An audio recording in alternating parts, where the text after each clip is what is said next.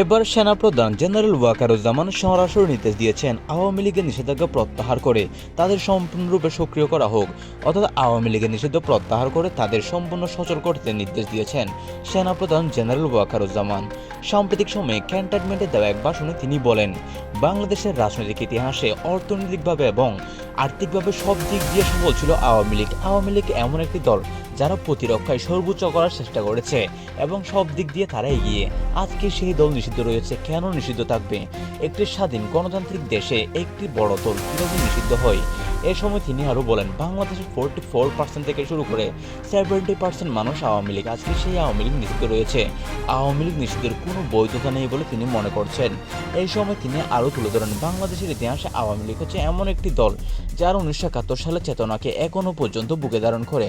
সেনাপ্রধান ওয়াকারের এরূপ বক্তব্য বাংলাদেশের রাজনীতিতে ব্যাপক উত্তেজনা সৃষ্টি করেছে।